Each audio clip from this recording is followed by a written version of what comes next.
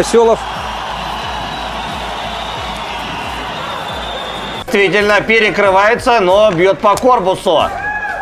Максим Noasolof не переходит на голову, и все. The drama surrounding Maxim Noasolof doesn't begin with hype or trash talk, because it doesn't need to.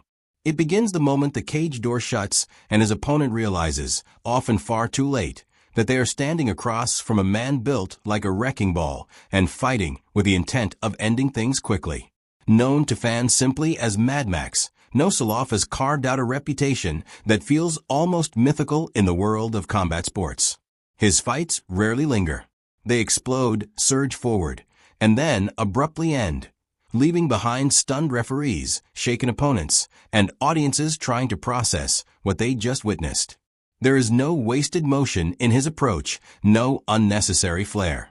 Every strike, every grab, every step forward carries the weight of a man who understands exactly how much damage he can inflict and chooses to unleash it without hesitation. Watching Mad Max fight feels less like observing a sporting contest, and more like witnessing controlled violence distilled into its purest form. His power is obvious, but what makes it frightening is how cleanly it's delivered. He doesn't swing wildly or rely solely on brute force. Instead, his striking is crisp, deliberate, and surprisingly technical for someone of his size. When that technique collides with raw strength, the result is devastation.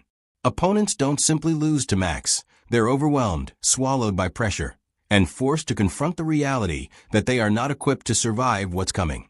One of the clearest examples of this dynamic came early in his fight against Yeni Spiridov.